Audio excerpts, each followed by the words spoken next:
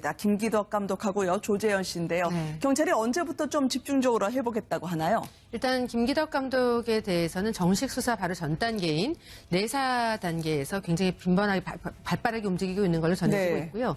조재현 씨 같은 경우에는 지금 그 내사 전 단계인 사실관계 확인 중이다라고 이제 공식적으로 이야기가 나오고 있는 상황인데 사실상 이제 조재현 씨 같은 경우에는 김기덕 감독하고 악어란 영화 때부터 지금까지 네. 십수년간 함께 작업을 많이 해왔기 때문에 김기덕 감독이 만약에 그 피해자라고 주장하시는 분들의 증언대로 그런 것들이 있다라고 했다면 네. 가장 많이 목격했을 가능성이 높은 사람이 조재현 씨잖아요. 그래서 네. 아마도 조재현 씨도 조만간 더 심도 깊은 수사 대상이 되지 않을까라는 예상을 좀 조심스럽게 해보긴 합니다. 네, 정식 수사 전환 가능성도 있다는 말씀이셨는데요. 네. 아직까지 행방이 묘연합니다. 이게 경찰의 수사가 조여오면 더 이상 모습을 감추고 있을 수는 없을 것 같은데요. 네, 표면상으로는 대외적으로는 네. 김기덕 감독이 차기작을 준비하기 때문에 지금 네. 뭐 홍콩 쪽에서 뭐 있다라는 이야기까지 나오고 그래요? 있는데요. 사실상 그 차기작도 중요하죠. 차기작도 중요하지만 베를린 국제영화제 때도 좀 논란이 있는 상태에서 참석을 하지 않았습니까? 네. 그럼 가장 지금 먼저 우선순위를 둬야 될 것이 무엇인가라고 봤을 때는 당장이 차기작이라기보다도 왜냐하면 김기덕 감독 영화 특성상 네. 배급은 항상 영화 촬영 다 끝나고 했었거든요. 그렇군요. 그렇기 때문에 네. 뭔가 지금 배급사와의 약속이라든지 이런 것 때문에 차기작이 중요한 일정이라기보다는 지금 피해자가 뭐 A, B, C에서 이렇게 나오고 있는 상황에서 네. 김기덕 감독에게 먼저 우선순위로 중요한 것은 이 부분이 아닐까. 자신이 생각하는 것처럼 얘기하는 것처럼 내가 그렇게 가해를 한 적이 없다, 성폭력을 한 적이 없다라고 생각이 든다면 네. 더 정정당당하게 하루라도 빨리 한국으로 들어와서 경찰서에 들어가서 조사에 임하는 것이 더 우선이 아닐까. 네. 이렇게 좀 개인적으로 생각은 좀 해봅니다. 지금 베를린 영화제 후에 해외로 떠난 것 같고요. 네. 돌아오진 않고 마지막 위치가 홍콩으로 추정이 되는데 네. 이 중국도 아닐까? 지금 찾는 분들이 꽤 있는 것 같아요. 왜냐하면 그 나온 얘기가 김기덕 감독의 차기작이 네. 중국하고 관련이 있는 뭐 영화다 이렇게도 아, 전해지면서 왜냐하면 지금 베를린 영화제에 초청이 됐던 그 영화도 일본 배우들도 참여를 했던 영화거든요. 그렇기 때문에 충분히 중화권 쪽하고 얘기를 긴밀하게 하는 그런 프로젝트는 맞을 가능성이 매우 높은데 네. 그 영화가 물론 굉장히 중요하다 하더라도 일단 이 부분에 대해서 짚고 넘어가지 않으면은 김기덕 감독의 영화 앞으로 향후 자체가 불투명해질 수도 있는 가능성이 매우 높거든요. 그렇기 네. 때문에 김기덕 감독은 일단 영화 작업하는 것도 중요하겠지만 하루빨리 한국으로 들어와서 추이를 지켜보고 경찰 조사를 해야 되는 상황이면은 거기에 지금 수순을 따라주는 게 맞지 않을까 생각을 합니다. 네. 신작이라고 하는 것도 상당히 적나라한 표현이 들어있는 것으로 지금 보이고 있습니다. 네. 아직 적극적인 공개는 하지 않았지만요. 그것 때문에 베를린 영화제에도 간 것 같은데 그간 김기덕 감독에게 박수를 보냈던 국제영화계도 이분의 사과 혹은 유감을 듣고 싶어 했다면서요. 근데 정작 발언은 전혀 아니라고 들었습니다. 네, 일단 베를린 국제영화제에 참석을 할 때도 미투에 대해서 일단 네. 그 폭력은 잘못이다. 라고 입장을 밝혀주고 분명하게 네. 사과를 진정성 있게 해달라라는 그 조건으로 참석을 했다는 이야기들이 나오고 있거든요. 근데 거기에서는 그 미투에 대한 어떤 폭력은 잘못이다라는 대목이라든지 또 진정성 있는 사과라기보다 유감이다라는 쪽으로 애둘러서 표현을 했다라는 점 때문에 네. 일단 그 영화제 측에서도 좀 실망스럽다라는 입장이 나왔다 이게 전해지고 있는데요. 네. 지금 아직까지 개봉은 불투명해진 상태이긴 하지만 베를린 영화제에 초청이 됐던 그 영화 작품 속에서도 그 퇴역 분함 속에서 한 여성이 5명의 남성에게 어떤 성폭행을 당하는 이런 장면이 포함되어 있다라는 전언이 있으면서 그것 때문에 영화제에서도 그것에 대해서 굉장히 달가워하지 않은 분위기가 있었다. 네. 이런 소식까지 전해지면서 일단 그 영화제 측하고는 처음에 사전에 얘기했던 부분과 계속 불협화음이 있었던 건 아닌가 생각을 합니다. 네. 이거 국내를 넘어서 외신들까지요. 상당히 민감하게 네. 받아들이고 그 베를린 영화제도 미투 캠페인이 화두였던 것 같은데 맞습니다. 지금 촬영 현장에서요. 김기덕, 조재현 씨는 어떤 일을 벌였던 걸까요? 조금씩 지금 용기 내서 알려주고 계신 분들이 있는데요. 네. 조재현 씨가 이 적나라한 영화의 아이디어까지 제공하고요. 어떻게 된 겁니까? 보통 굉장히 작업을 많이 했던 주인공하고 감독 네. 혹은 주인공하고 작가 또 감독과 작가는 네. 아이디어를 서로 많이 주고받습니다. 아, 그래요? 네, 내가 경험해보지 못한 세계에 대해서도 상상을 펼쳐야 되기 때문에 혹은 나는 경험하지 않았어도 옆에 있는 배우는 경험했을 수 있었기 때문에 네. 거기에 대해서 빈번한 아이디어를 주고받는 일은 비일비재한데요. 특히 이제 김기덕 감독의 영화는 파격 그 자체인 작품들이 계속 있고 네. 또 19금인 경우가 많은데 여기에 대해서 일단 뭐 전해지는 바로는 조재현 씨 아이디어도 좀 많이 들어갔다더라. 네. 이런 이야기가 나오면서 어떻게 보면 김기덕 감독의 이런 피해자들의 주장대로 이 파격 행보가 있었다면 조재현 씨는 불감증이지 않았겠느냐라는 해석까지 보태지고 있는 상황인 겁니다. 감정이입인 거예요? 예술혼인 거예요? 글쎄요, 예술 파격이라는 것이요. 네. 말이 좋아서 파격이지. 저희가 상식선으로 받아들이기가 굉장히 불편해지면 그것을 파격이라고 예술이라고까지 포장을 해야 될까라는 생각을 네. 하면서 저도 영화에 대한 기사라든지 칼럼이라든지 평론을 썼었는데요. 이거 예술혼이라고 하기에는 그 배우들이 감당을 해야 되는 부분, 그 수치스러운 부분을 얼마나 많이 고려를 했었을까라는 네. 대목에 대해서는 저는 굉장히 물음표가 많이 생깁니다. 지금 이런 아이디어를 주고받고요. 네. 뭐 좋은 말로 해서 페르소나지, 아바타나 대변인격이나 마찬가지인 호흡을 맞췄던 두 사람인데 네. 김기덕 감독 과거 인터뷰를 저희가 보니까요. 어쩐지 이번 일하고 아주 비슷한 얘기를 했더라고요. 일단 자신은 뭐 어떤 특정한 장면들, 노출과 네. 관련된 장면을 찍을 때 직접 보면서 컷을 하지 않는다라는 것을 아마 2012년 인터뷰에서 얘기를 했던 것 같은데 네. 사운드만 듣고 컷을 할 때 그 타이밍을 제대로 못 맞췄을 때는 오히려 조재현 씨가 그것을 보고서 그 컷신호를 주기도 한다. 이건 안 된다라고 하면서 네. 컷신호를 주기도 한다라고 김기덕 감독이 인터뷰를 했던 것이 지금 뒤늦게 좀 회자가 되고 있는 이런 상황인데요. 사실상 그 피해자들의 주장은 굉장히 파격이고 상상을 초월하거든요. 네. 그런 분이라고 한다면 사운드만 듣고서 컷을 할 것 같은 상황은 사실 일치가 잘 안 되고요. 매치가 안 되고요. 일단 또 한 프로그램에서 같이 작업을 했던 스텝이 증언을 한 바에 따르면 네. 한 여배우 같은 경우에는 치마를 그 바닷가에서 이루어진 어떤 신에 대해서 노출신에 대해서 네. 치마까지 확 제껴서 네. 다리를 벌리라고까지 했다라는 증언이 있었거든요. 그런 행보나 언행을 봤을 때는 사운드만 듣고 할 것 같지 않은데 웬일일까라는 생각 네. 좀 의문점이 남긴 합니다. 예술로 포장을 했었을까요? 그런데 성폭력은 그의 삶에서 어느 정도였을까요? 두 사람을 둘러싼 폭로가 이어지고 있는데요. 조재현 씨, 김기덕 감독, 어쨌든 본의가 아니었음을 이야기해 줄 날이 언제일까요? 서로가 서로에 대한 평가 잠깐 들어보겠습니다. 그 처음 악어라는 데뷔작 때부터 계속 봐왔던 김기덕 감독님, 그리고 지금 봤던 김기덕 감독님을 봤을 때 저는 최근 한 1년 동안 봤던 김기덕 감독님이 제일 좋았던 것 같아요. 서로 이제 나이가 좀 들어서 그런 걸 수도 있겠지만 이 영화를 만드는 것도 만드는 거지만 세상을 보는 눈도 저는 훨씬 지금 더 좋아지신 것 같고 또 많이 유해지셨어요. 착해지시고. 그래서 좀 좋은 것 같아요. 이 모든 주장에 대한 이분들의 답변을 듣기를 희망합니다. 또 조재현 씨에 대해서 인터뷰했던 기자까지요. 성희롱 당했던 사실을 밝히더라고요. 뭐 여자친구라면 돈으로 만드신지 해라라고 했지만 전혀 뭐 변함이 없으셨던 것 같아요. 기사화되는 게 두렵지 않냐라는 답변에 뭐라고 얘기한 겁니까? 만일 내가 너에게 했던 여자친구 해라라는 제안에 대해서 기사가 난다라고 한다면 이건 업보로 생각하겠다라는 네. 답변을 했다라는 거죠. 한 기자가 지금 한 매거진 월간지 쪽에 있는 기자인 걸로 전해지고 있는데 3년 전쯤에 조재현 씨에게 성추행을 당했다라고 네. 지금 일단 주장을 하고 있는 건데 자꾸 입 맞추려고 하면서 네. 내 여자친구를 해라. 뭐 아내와의 관계가 소원해졌으면 이야기를 하면서 여자친구를 해라라고 해서 굉장히 불쾌해서 얼굴을 돌리고 했을 때 네. 이거 자꾸 기사가 나면 어쩌라고 하냐라고 했더니 뭐 그렇게 기사가 난다면 내 업보라고 생각하겠다. 네. 그럼 지금 일련의 이 미투에 대해서는 업보라고 생각을 하시는 건지 좀 궁금합니다.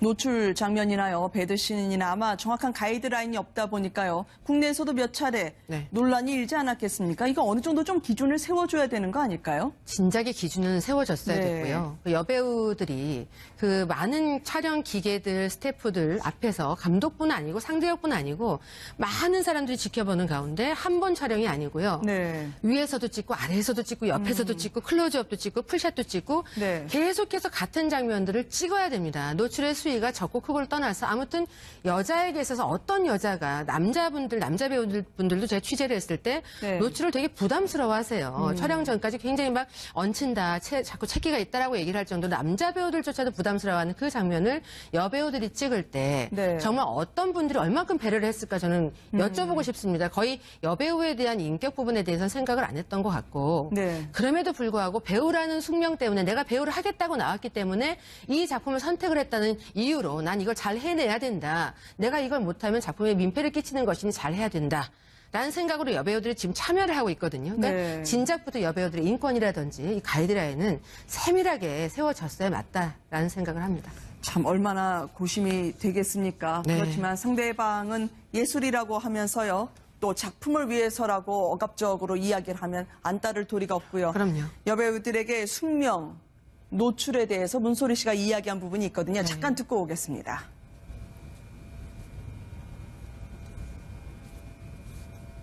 부담감 많아요. 여배우로서 살다 보면 그 부담이 그 영화 개봉하고 내리고 거기서 끝나는 게 아니라 10년이 지나도 부담스러울 때가 있더라고요. 그리고 아직도 한국 사회가 그걸 부담스럽게 느끼게 하는 분위기가 있어요. 그래서 더 부담스럽기도 하지만 배우로서 가지고 가야 될 숙명이라고 생각해요. 여배우에게 노출이란 부담이자 숙명이다라고 문소리 씨가 이야기를 하던데요.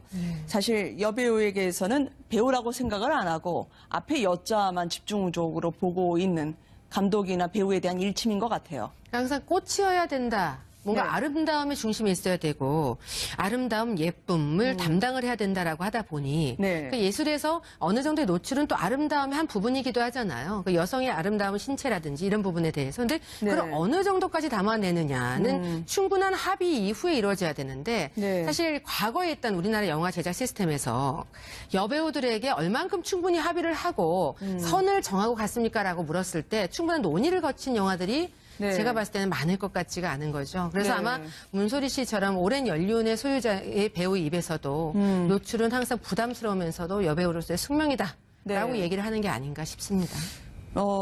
아까 여쭤봐야 되겠습니다만 조재현 씨가요. 이런 피해자들의 목소리를 계속 듣고 있을까요? 지금 김기덕 씨는 외국인 줄을 알고 있었는데 네. 조재현 씨는 모든 걸 내려놓겠다고 하고요.